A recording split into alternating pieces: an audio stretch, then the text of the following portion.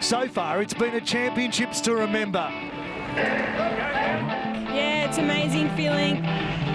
A win here is just about as big as it gets for a track cyclist. My family's in the crowd and I'm just so rapt to get a win. Sprint queen Anna Mears has shown why she is a national treasure. With 33 national titles to her name, her love for the sport still burns strong. You know, even at the top of the game, you have your challenges, and I just didn't feel like being nice tonight, you know, and it worked in my favour. And on the men's side, the flying fish Matthew Glaetzer seems poised for greatness. It was the toughest national sprint title I've ever raced. It was a battle. The pressure is on, it's a full house, and there's no holding back.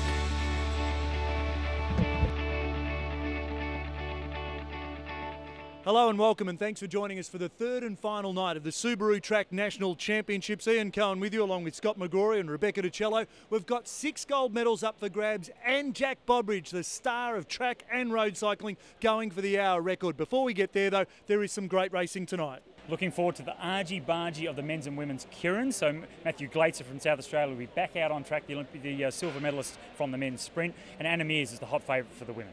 She is, but we've just heard that Carly McCulloch is out. She's sick. So Steph Morton and Caitlin Ward will also be up there against Anna Mears. And Steph Morton is also the defending champion. So looking forward to seeing how she goes tonight. She'll be certainly looking for redemption after the bronze medal in the sprint. And now that we have Carly McCulloch back in the mix, she wants to win a gold medal. For sure. It's certainly going to be an intriguing one, that one. Here's the program ahead, including the Jack Bobridge Hour. We've got Kieran's and, of course, the scratch races as well. Let's hear from some of our top contenders. You've had food poisoning. You had a tough night last night with the sprints. How do you think you're going to go tonight? Yeah, it has been a tough sort of week. Coming off the back of Colombia has been pretty tough. But, yeah, look, you know, I haven't got this far in my career without a few challenges in the way. And, you know, it's just another one of those challenges that I'm going to battle through and hopefully retain my Australian Championship in the Kieran. Look, I'm up against a really good field of racers. I really respect these girls, and I grew up as a kid as these girls being my heroes. So just going out and learning as much as I can, I think that's where I'm at the moment. If it comes away with a medal, that would be amazing. But really my focus is executing my race plan and doing the best that I can. Now you're coming off a fantastic win in the sprint last night. Are you feeling confident going into the Kieran tonight? It was definitely good to get that win, and it's always difficult to back up the next day, so it's going to be a challenge. I'm obviously going to give it everything I've got. That's what I always do. So yeah, it's good that I've got some legs after that qualifying run, and it's going to be interesting to see how it goes today. I love the Kieran. It's probably one of my stronger points, and I've won it the last 2 years in a row, so it'd be nice to get another win tonight and make it the triple. But you know, there's some pretty tough girls out there who are going to give me a run for my money. Just the casual reigning Olympic champ, so I'm going to have my work cut out for me. But look, it's all race experience, and that's what I'm looking for.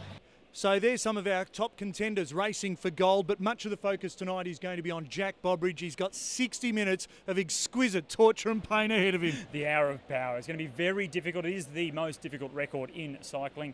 51.852 kilometres he has to cover in the 60 minutes. And he's got great form from the road. We saw it at the Tour Down Under. Let's hope that translates back across to the track.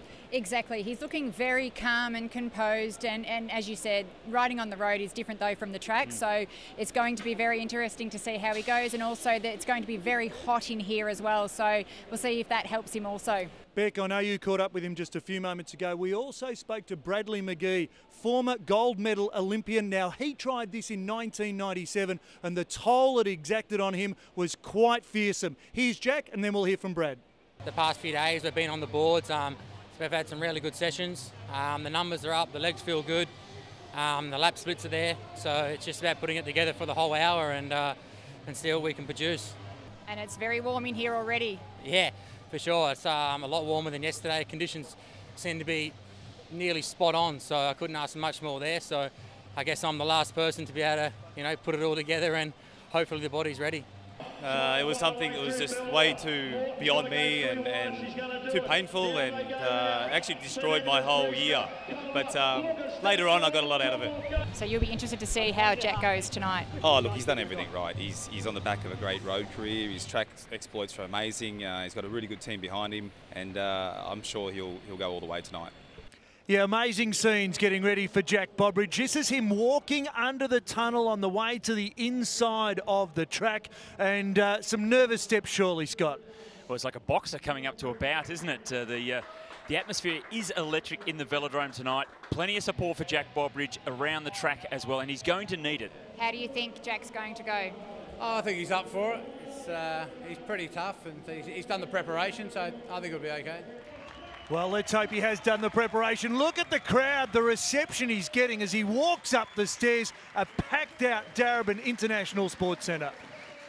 Well, emotions are certainly very high. The racing's been great all week, but now this has just taken everything to another level. As we see Jack Bobridge talking to Mr. Budget Forklifts there, Tim, from Western Australia. Plenty of support all around. The new team he'll be riding for throughout this year, but he's going to have to recover from this record before he even thinks about doing another race. It's going to be so difficult for Jack. And there's Tim Decker, the coach, just in front of him there, walking him up to the line. I'm sure everyone's very nervous at this point. What does Tim Decker say at this stage? What's going to be the last words that the coach can deliver? Oh, look, he'll just be reminding him that all the work has been done. You're in fantastic condition. And even if he's not really in belief of that, he's going to try and convince Jack that you're in good condition. Let's get ready for it. So Jack Bobridge is away. 1 hour, 60 minutes, a world record in the offing if he can achieve it. He gets into his work, it's going to be slow and steady. The build-up will have been unbelievable for Jack in his head. Now he needs to settle down and just climb into the strategy that he and his coach have worked out. Well, that is going to be the challenge, Koza, because the atmosphere is so high. It's pretty hard to just contain yourself. It's an hour race, of course, so it's going to be very hard to just keep the heart rate down, get into your tempo nice and early, and don't go out too fast. There's a few nervous looks. That's Dad. We've heard from him a little bit earlier. Jack needs to be chasing down 51.852 kilometres. That is the record. He's 12, nearly 13 minutes in, and that's what he needs to be chasing. Tim, you're giving Jack the G up. How's he going? Yeah, going along all right. He went out a little bit too hard, so we're just up on the schedule. I think at the moment he's just focusing on a good rhythm. Hopefully he's going to get that good rhythm, Scoot. He's circulating 16, 17 seconds per lap.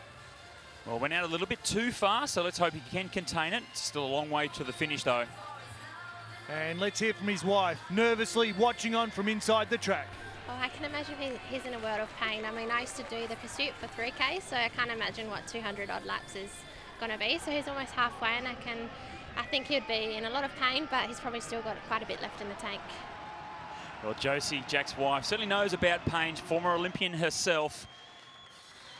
You can turn the scoreboard there. He has slowed just a little bit, 18 seconds for that last lap then. So that world of pain, Scott, what is going to be going through his head? He's going to be almost dizzy, circulating literally hundreds of laps ahead of him, and he's done hundreds of laps in preparation. Well, it's said so often, Koza, mind over matter in an endurance event like that. And this is exactly what it's about. He's done a lot of work, a lot of preparation, and now it's just convincing himself to keep pushing. Don't worry about the pain in the legs. His back will start to tensen up now. He's been in that same position for so long. Riding the fixed gear in gear ratios. He's riding a 106-inch gear. The cycling buffs will know what that means. It's a huge gear to be riding for an hour around a velodrome. Shane Perkins, we could see there, Jacob Smith as well. Plenty of support from the cycling fraternity in general, and you can see the crowd. They just want to urge him on and on and on. This race, of course, has got a marvellous history, Scott. We've seen so many people attempt it. We know there's been a couple of Aussies. There's Shane Perkins saying, "Go, Jack, go." Two ends of the spectrum there. Pure sprinter in Shane Perkins, but he's a very good friend of Jack's. He wants to see him go and get this record. Now, he was way out in front of the record early on. And as we heard from Tim Decker, it was going out a little bit too fast, though, ahead of his schedule. He's brought it back down. The halfway mark, he was virtually dead even, just slightly in front of Matthias Brandl, the record holder. Of course, Jens Vogt was the first rider to go in the new regulations and claim the record. Then it was Brandl, and now it's Jack Bobridge trying to get the better of the Swiss. So Tim Decker urging him on yet again. The crowd, it is fever pitch inside Darebin Indoor Sports Centre at the moment. Wanting to get Jack Bobridge across the line, 51.852 kilometres. That's the distance he needs to cover in 60 agonising minutes. You can see the encouragement there from Tim Decker.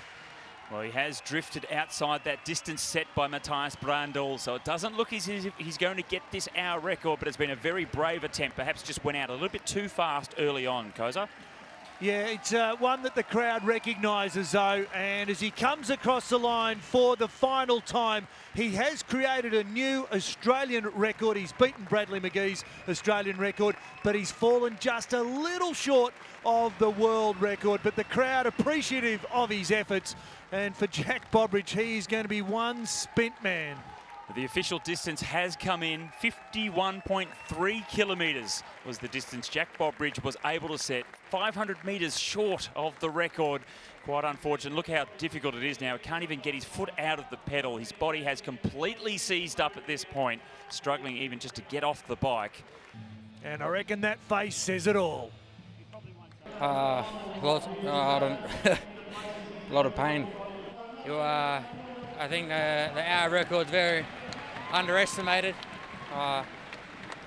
That's the hardest thing I've ever done, so you got to take your hat off to Brando and Voigt and all them guys that have set the record. That's something special. Yeah, we think he's something special as well. Congratulations, Jack Bobridge, on the hour record. From endurance, we're going to the sprint. The women's Kieran is up next. It's Mears versus Morton, and the medals are on offer. Subaru Track National Championships.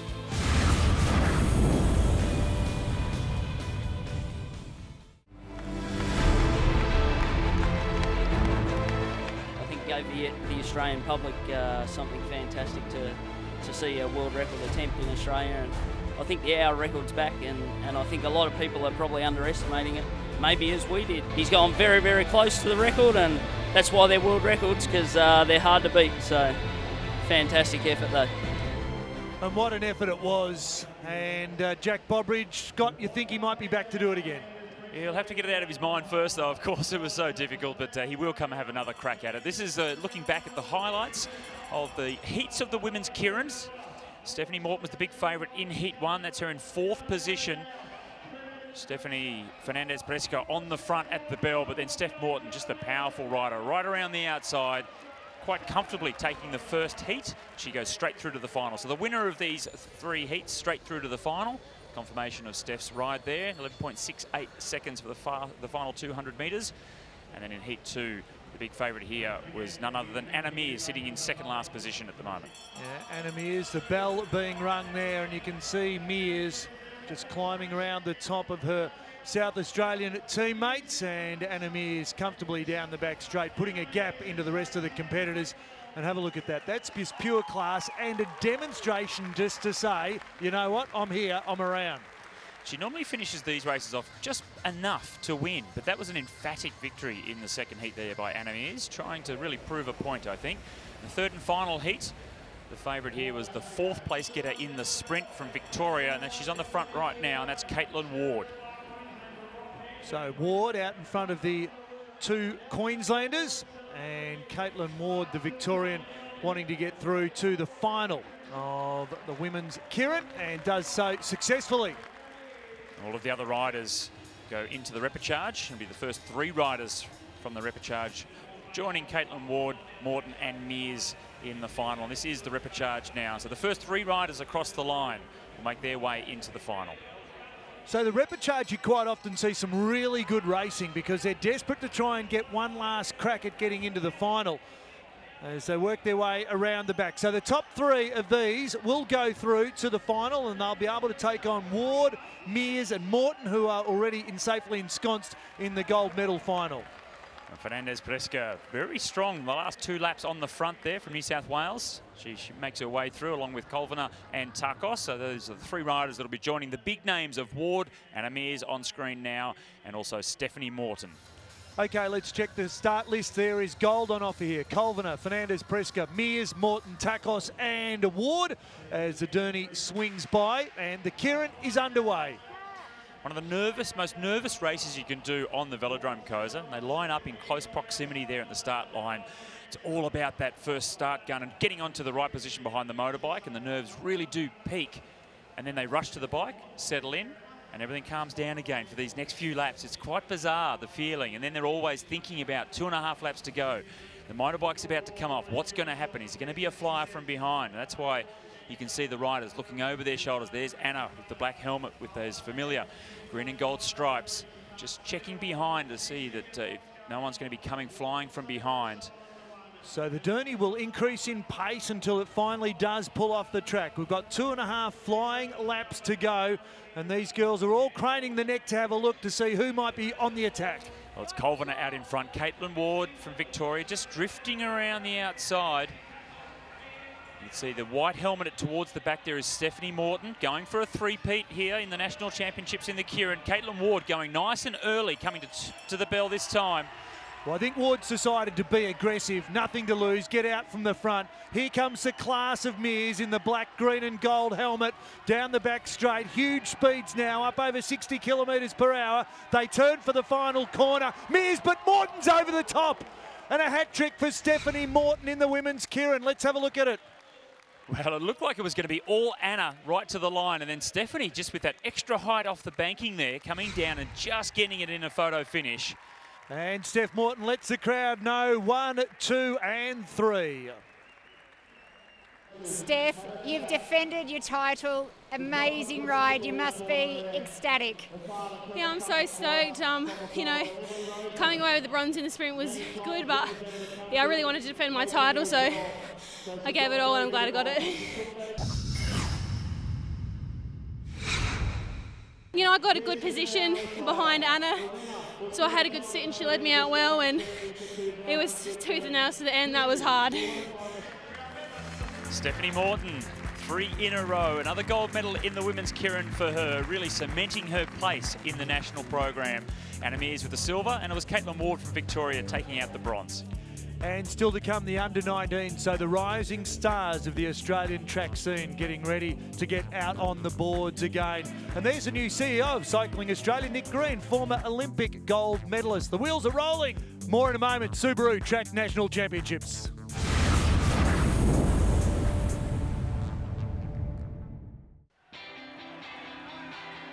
Welcome back to the Subaru Track National Championships, and that is Steph Morton, 3 in a row in the Kieran. And congratulations to Steph on the podium, another gold medal. No mean feat as well, 3 in a row, but Anna Mears in the silver medal position. The next generation of sprinters now on track, the under-19 women's. And it's Brooke Tucker from Queensland being held up by her famous father, Kenrick, and Tale Christie on the top of the track there from Western Australia. Tale Christie, she was the fastest qualifier. Brooke Tucker in the semi-final, she defeated the current under-19 world champion in Courtney Field. So that was a fantastic scalp for her to get on the way to the final. We're watching the highlights. It's a packed house here at Darebin, and you can hear the bell for this opening heat in the women's under-19s. And Tale Christie there, just being maybe checked a little by Brooke Tucker. And Christie still has enough speed to go around the outside quite comfortably in the end, taking out the first of the best of 3 in the gold medal series. So a good result there for the Western Australian. Christie now in the front position in the second heat. She wins this, she's got a gold medal. It's all up to Brooke Tucker to get the victory over Christie and force it to a decider. And we're talking about girls that are 16, 17 years of age. I mean, the racecraft is immense, isn't it? Such teenage years, such young years, but this is the future of Australian cycling. And these girls will be watching the likes of Mears and Morton. Tucker now has to take the front position. She needs to win this one to keep the championship alive, the chase for a gold medal. Well, that was a good move by Tucker. Christie just balking a little bit coming into the bell. Tucker taking the opportunity straight around the outside, and this time Christie's not fast enough to come around and pick up the victory there. So it's 1-1 now. It'll go to a decider. That was, we were talking about Tucker before, just how she has really good racecraft. She seized the opportunity there, saw the moment to attack, did it at the bell, and then was strong enough to hold on to take the victory. Lovely smile there from Brooke Tucker, but this is all business. This is heat 3. This is the decider. Brooke Tucker and Tale Christie from WA, with Christie first out in that #1 position. She needs to keep an eye on Tucker. Now a little bit higher up the track now. Now Christie coming down, trying to drag Tucker. Almost the Exactly the same as what happened last time. So Christie a little bit too slow coming into the bell. Tucker now really in the box seat to take this victory. Yeah, Christie's got a bit of a gap. She needs to reel Tucker in if she's going to be any chance. Christie now working up onto the back wheel of Tucker, but it's going to be Brooke Tucker who holds on and claims gold in the under-19 sprint.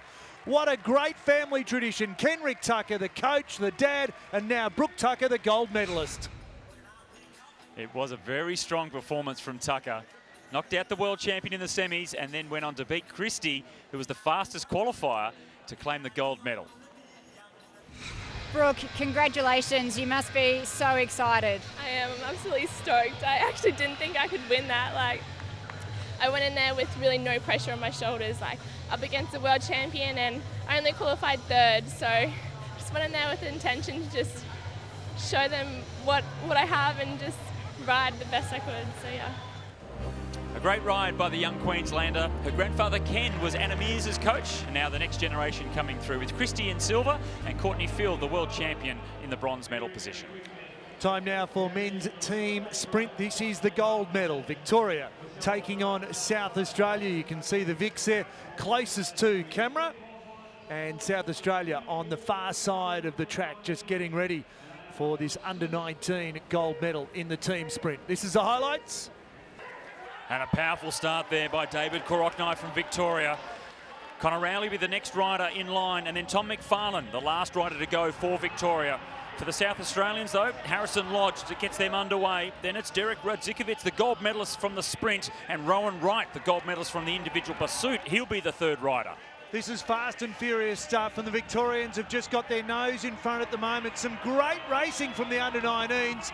The South Australians just trying to peg them back, but it's the Vics in front.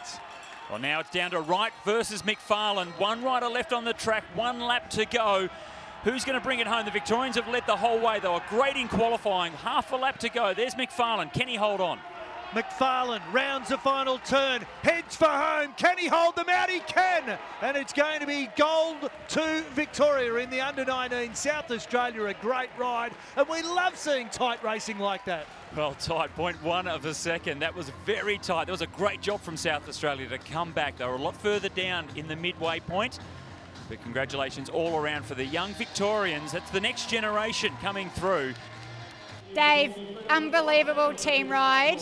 You must be stoked. Yeah, the boys rode so well. I was pretty close there in the final, and I did the first lap and pulled off, and they just brought it home.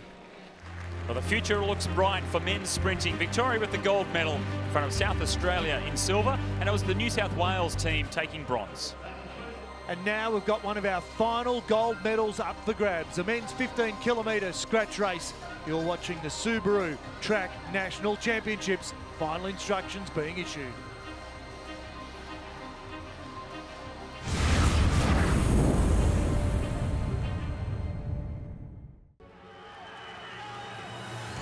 Welcome back to the Subaru Track National Championships. Brooke Tucker winning gold, and the Victorian under-19 sprint team winning gold as well.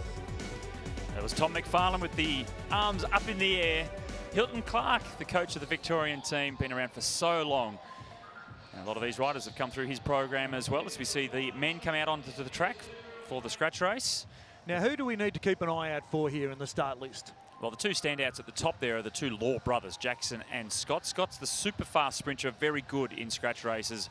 And you look down here, you can see Scott Sunderland, Sam Whitmitz, and also Luke Davison are 3 riders in the yellow colours, the yellow and black, the budget forklifts team. And the 15-kilometre scratch race is underway. This is the highlights of the start of the event. But we look out for the budget forklift colours. Scott Sunderland, former track sprinter, so if he can hang on to the end, he'll be very fast and quite dangerous to go for the gold medal. And because it is an open championship, we've got the trade teams in as well as the state teams and individuals too. So we're moving through, 33 laps to go, 15 kilometres in total they will travel in the scratch race. And they're all just peeling off, working out positions at the moment. We've got a little charge at the front, though. Dangerous move here. We spoke about the Laws at the top of the race. Jackson Law now off the front from New South Wales with Ben Abels in the pink colours from Victoria. Ben, much more of a sprinter, former pure sprinter that's moved across to endurance. So I'm not sure if Jackson would be overly wrapped with having a fast man out there in front with him. But you can see the reaction that it has caused behind. It looks as if it will be coming back together. Luke Davison in the black and yellow colours closed that one down. So 2 riders from Western Australia in the mix as well. So look out for Stephen Hall there, second position. Very good ride, the bronze medal in the points race last night. Down to 23 laps to go now, with 10.5 minutes having travelled. And again, Jackson Law prominent out in front. And the riders just have been shutting down a couple of key attacks. So the race pretty much together at the moment. The South Australian that swung up to the top, that's going to the back there. That's Harrison. Jackson Law once again drifting through. And you can just see that they're not too sure about what's going on. Some nervousness here. Riders going off the back. You can tell how fast the race has been. Alex Morgan from Victoria now on the attack. 7 laps to go, the business end of the race. Morgan into the tuck position there, trying to steal the march over the peloton. Now for Morgan down the back straight, he's got the head, he's trying to turn and look, see who's chasing him down. It's fairly ambitious, I would have thought, to be going with 6 laps to go. It is, but the scratch race, 15 kilometres in distance. It's the first rider across the line at the end that is the winner. So if he could hold on, then he had a good chance. But now with 3 laps to go, this is all very different. Jackson Law from New South Wales on the front, doing the lead out now for his brother in second position, Scott Law. The 2 other New South Wales riders in 3rd and 4th position. But Sam Welsford from Western Australia, he's the danger man. He's got himself right in the middle of that New South Wales train. Well, Jackson Law is doing an extraordinary amount of work on the front. His brother just sitting in behind and maybe looking to launch that final assault. So with 2 laps to go, Jackson Law is burying himself into the boards at Darebin. Well, we're getting the bell next time round. Jackson Law on the front, Scott Law second position, Welsford, then it's Euloris. McManus on the outside as well. They're the 2 New South Wales riders trying to come around. Bell this time. Scott Law has gone. Sam Welsford in second position. He's got the best position right now in the draft of Law. Yeah, Scott Law, though, has made the move. Welsford trying to shut him down. Round for the final turn. 15 kilometres under the wheels and now across the line. Scott Law takes the gold and defends his title, but his brother did so much of the work with the final laps to go. Well, a big thank you to the younger brother from Scott. That is for certain. Had just enough time to celebrate. It was a bit close there, Sam Welsford. Very fast coming home. Nick Euloris was the 3rd rider across the line. That's Scott Law's teammate for New South Wales as well. Scott, you've defended your title. It was a fast race out there. Yeah, most definitely. Can't believe it, coming away with my 4th Australian scratch race title. This has always been one of those races I've really loved, and just with the likes of Danny Clark and guys like that who have come out and won the national title in the scratch race, and being amongst the likes of them, and it's just an absolute honour. Certainly is an honour. He's done it before and he's done it once more. The gold medal in the men's scratch race to Scott Law. Sam Welsford from Western Australia with the silver, and Nick Euloris taking away the bronze medal. And this is Shane Perkins ahead of the men's. Kieran coming up, doing some activation techniques just to get those fast twitch fibres all fired up and ready to go. That's a quick way to take the stairs, according to Perko. You're watching the Subaru Track National Championships.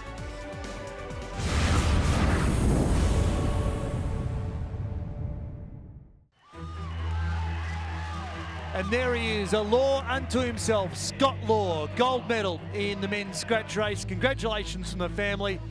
4 medals for him in that event. Pretty amazing when you think 4 times the scratch race champion of Australia, Scott Law, and we'll see the women's version of that coming up next in the scratch race now, the final. It's over 10 kilometres, 40 laps of the track. Same procedure as the men, of course, as they get the whistle to start the race. First across the line at the end will be the winner, but you can also take a lap on the field. Any riders that do take a lap will be deemed the leaders of the race. Unlike in the points race these days, where you sprint for points, if you take a lap, you get points added to your tally. The scratch race, if you take a lap on the field, you are the outright leader of the event. I suppose, Scott, though, in this particular race, we're not going to see anyone take a lap because they're so closely matched, a lot of these riders coming up from the junior ranks. So many first-year elite riders, and now we're in the last couple of laps anyway, so no laps to be taken now. It's going to be a mass sprint for the finish. Gold medal on offer for the first to get to the line. Wondersits is the girl from WA who's out in the black and yellow colours. Also working around is Quinn Kramer. Sheridan Spark from Queensland's there. So too Lauren Perry from Tasmania. And they're getting really busy now. The bell has been rung. Down the back straight they go for the final time. The 1:35 is Sheridan Spark from Queensland. Wondersits is from WA, but it's Lauren Perry that emerges from Tasmania and claims gold in the women's scratch race. Oh, that was a great battle, those closing laps. 3 and 4 wide, coming down the back straight into the final turn. And Lauren Perry, strong enough to fight her way through the middle of the pack and get to that finish line first. After 15 kilometres, it was only just half a wheel in it, but well done to Lauren Perry. And great support from family and friends here. It's just been such a terrific atmosphere in the whole carnival. And congratulations to her. She's over the moon. Lauren, that was a fast finish, very close. Yeah. Well, yeah, I was a bit frightened, but I think with Sheridan coming up next to me, and I was like, oh no, I've got to find something extra. And around there, I was getting a bit squeezed, and I was like, I can't let this gold medal go. I just gave it everything I had left. And I just can't believe I crossed the line first, even though it was by this much. The next generation emerging very rapidly. Lauren Perry with the gold medal in the women's scratch race. Who's ahead of Sheridan Spark from Queensland with the silver. And also from Queensland, Quinn Kramer was in third. Time now to turn our attention to the Blue Riband event that is the men's Keirin. This is heat number 1. And we are going to have one man who wins here get through to the final. There is repechage as well, but this is the highlights from heat 1. The second rider from the back of the field there is Matthew Glaetzer, the gold medalist in the sprint. He is the favourite, no doubt, coming into this one. You can see the riders really nervous, spreading right out now, looking over their shoulders. Harwood in the Victorian colours. Glaetzer's making his way around there. The next rider in line that he's going to try and get past is Braden Dean in the VIS colours. But look, very comfortable now by Matthew Glaetzer as he comes to the bell. He is the favourite. He's the fastest out on the track, and he looks as if he's going to do the goods and come through and qualify for the final. Yeah, pretty controlled ride there from Matthew Glaetzer. He just got about it systematically, and he's going to hold them out fairly substantially, Glaetzer. So he progresses through for a shot at another gold medal in the Keirin for Matthew Glaetzer, ahead of Braden Dean and then Jacob Waller. Glaetzer going through to the final. The first rider qualifies 4 heats. First rider through to the final. Everybody else through to the repechage. And then the first 2 riders from the repechage will then make it through to the final. Shane Perkins, former world champion in the Keirin, gets the bell, fighting hard to try and get that first position. But it's Constable, the man around the outside from South Australia. He beat Perkins in the quarterfinals of the sprint and beats him again now in heat 2 of the men's Keirin. So it's Patrick Constable that makes his way straight into the final. And Shane Perkins, well, he's going to have to come back through the repechage. Now to heat 3 in this highlights. And you can see the final is starting to take shape. We will see the bell on this one. And again, tight tussle, really tight tussle. This is Schmidt from Victoria, who's got himself out in front. And you think he's going to be pretty hard to chase down from there. Jacob Schmidt progressing through, the third man in to the gold medal ride. And for Schmidt ahead of Clark and Green. And the fourth and final heat. And straight off the start there, you can see there's been a problem.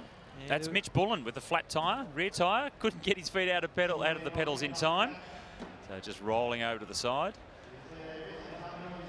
Mitch Bullen fairly athletic there in just taking the bike off and making sure he was unclipped, but all is in readiness. We start again. This is heat 4 once Mitch Bullen has got himself sorted out. And again, he's in a prominent position, Bullen. Well, this is a really tough heat. Bullen, Lewis, Ellis, it's a really tough one to get through. But Bullen out in front, coming down the back straight. That's Peter Lewis trying to come around the outside. Ellis from South Australia trying to come around 3 wide. And that's too far for him to get there. So it was Mitch Bullen. Oh, and again, you can see the back wheel there. Another flat tyre. 2 flat tyres in the rear there for Mitch Bullen. So just holding it up long enough across the finish line to take the win, make his way into the final. Second chance time now. This is a repechage. So for the lucky losers that have got another opportunity to try and get through for a gold medal ride. Well, Shane Perkins trying to come around the outside of Jai and Thuasuth. Difficult to say, but Difficult to get around the outside of as well. Shane Perkins really struggling there. This is a surprise. The young South Australian might have just held on. Braden Dean, he's not too sure. He was coming very fast over the top there. That's Braden Dean on the outside. No, underneath from South Australia. Jai is the man that makes his way through to the final. And repechage number 2. So this is the last gasp effort to get through for a final shot at a gold medal. Ellis from South Australia powerfully around the outside. As Lewis trying to mow him down from New South Wales. Silver medalist from the sprint. Lewis coming around the outside of Ellis. Can Ellis hold on? Gets the run down the banking. Peter Lewis just puts the throttle back, pushes the clutch in and cruises across the line. So Peter Lewis, the last man to join the riders in the final of the men's Keirin, getting the better of Danny Ellis as they went across the line then. And all is in readiness as they form up for the gold medal ride. Such a popular event internationally, and Australians with such a rich tradition in the Keirin as well. There's your starting lineup. Who do you like out of this? Well, it's hard to go past Matthew Glaetzer from South Australia, gold medalist in the sprint. Mitch Bullen from New South Wales, the first onto the back of the motorcycle. 8 laps is the distance. The motorbike speeds up every lap. Eventually at 2.5 laps to go, he'll be doing around 50 kilometres per hour when he pulls off onto the inside of the track. You're not allowed to go past the back wheel of the motorcycle. And riders have been disqualified in the past for going a little bit too early when it does come off at 2.5 laps to go. And any advantage for the riders, or are there some that prefer to be at the back, or as we can see right here, Mitch Bullen right on the front? The second position behind the motorbike is the most desirable spot to be, because when the bike comes off at 2.5 laps to go, typically it's too far for a rider to sprint full gas from there. So if you're in second position, you're still in the draft. You're hoping that Mitch Bullen, in this case, goes flat out. Jacob Schmitz, that's what his thoughts are now, that when the bike comes off, please, Mitch, can you go fast? Give me a nice lead out for the finish. And of course, he's not going to be doing that for Jacob Schmidt. Once you get further back down towards the rear of the field, very difficult to try and win from so far behind. So those riders will be picking their moment to try and come around the outside. Matthew Glaetzer, you could just see a little bit of movement now as the motorbike comes off. Glaetzer straight into business. Yeah, Durney goes off. Wonderful vision off the back of the Durney, but it's all business now, and Glaetzer moves around the outside. He wants to attack the race from the front. Well, Bullen's not letting him have it, fighting back underneath. So now Matthew Glaetzer, he's been going for a lap already, coming around to get the bell this time, and they're fighting really hard. This is a long sprint. So the bell is rung, 250 metres to go. Gold medal, and there's been a blowout. Lewis goes down, Glaetzer goes with him. The favourite, the champ, is out. Oh, that's extraordinary. You can see the race is still continuing. The two riders on the bottom of the track, Mitch Bullen, and it's Jacob Schmidt gets over the top of Bullen. So Bullen held on for a silver, but it was so far from the finish.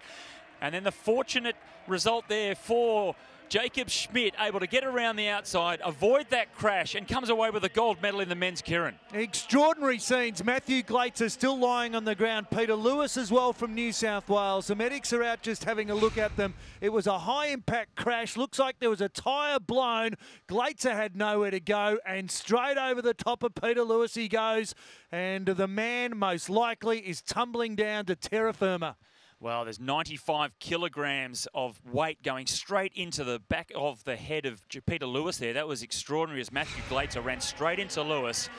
Well, it doesn't matter to Jacob Schmidt because he is the gold medalist in the Keirin. It does matter, though, to Matthew Glaetzer and to Peter Lewis still lying on the ground.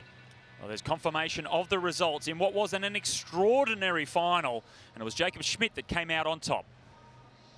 Jacob, you're the Australian Keirin champion. How does that feel? Oh, it feels unbelievable. You never really know when it's going to happen. When this is my first Australian title individually, so it's more than anything I could ask for, really.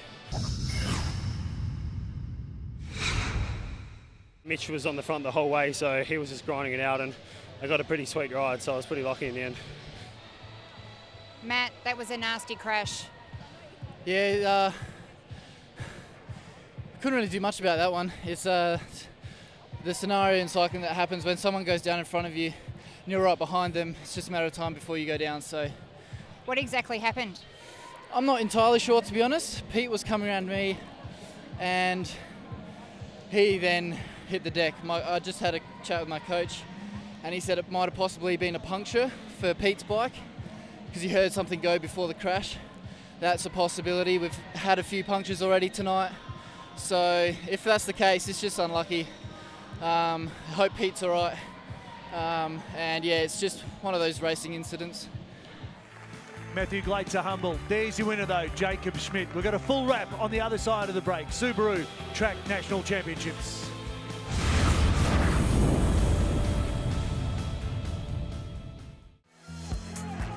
Welcome back to the Subaru Track National Championships, and this is where it all went horribly wrong for Peter Lewis and Matthew Glaitzer out of the gold medal ride. Jacob Schmidt, the beneficiary, while Lewis was lying on the ground. When you're travelling at above 70 kilometres per hour and your tyre blows, there's not much you can do other than hit the deck. And you can see the damage that's been done to the body of Peter Lewis, but no doubt it won't be long until he'll be back. Well, how about that? We have seen an amazing three-day carnival here at Darebin. Some extraordinary racing in the Subaru Track National Championships. And in the end, it was New South Wales that actually took out the title overall. Scott and Beck, for you guys, there's so many highlights to choose from. But what in particular over the last 3 days really took your attention? How much time have you got? There were so many highlights. Look, Matthew Glaitzer going 9.8 seconds in qualifying, going on to win the gold in the men's sprint was a fantastic performance. But Glenn O'Shea putting on a clinic in the men's points race, just taking so many laps. It was fantastic. But I actually have to compliment the entire Australian team pursuit program, men's and women's across the board. They just showed how much depth we have in the team pursuit. And on the road to Rio, things are looking very smooth. And we saw from the women's perspective, Tasmania, they won with Amy Cure leading the team, but they were a very young team as well. So that was a fantastic result by them. And also, what about Mal Hoskins? She won the points race. That was her first ever individual national title. And Steph Morton, coming back from tonsillitis, winning the Kieran, amazing effort for her. So it's been really exciting. Not quite a comeback from a broken neck like Anna Mears a few years back, but no. Still pretty good. Yeah, it is. Pretty good. We've certainly seen a lot of our champions digging really deep. And tonight, of course, we saw Jack Bobridge trying to dig as deep as he could. He fell agonisingly short in his hour record attempt. Scott, is he ever going to get back on a bike, because he had trouble getting off it tonight? According to Brad McGee, it's going to take him about 12 months to recover from that. But look, his body is completely seized up. He might go for a ride possibly tomorrow, but in the next couple of days he'll get back on the bike and try to get some feeling back in his body. But it's going to take another week and a half or 2 weeks to get some real sensations in his muscles. And after the attempt, it was about an hour afterwards, and you could see that he was still struggling to walk and struggling to talk. So it's going to take a long time for him. And yeah, ice bath, that might be the first time ever that he won't feel anything if he goes and has one. Well, that's not the worst thing in the world either. We know Jack Bobridge, he'll be on the road to Rio. We've got 32 new national champions, and well done to each and every one of those. Congratulations to them all. On behalf of the production team, I'm Ian Cohen, Scott McGrory, Rebecca DiCello. It's good evening from the Subaru Track Nationals from here at Darebin.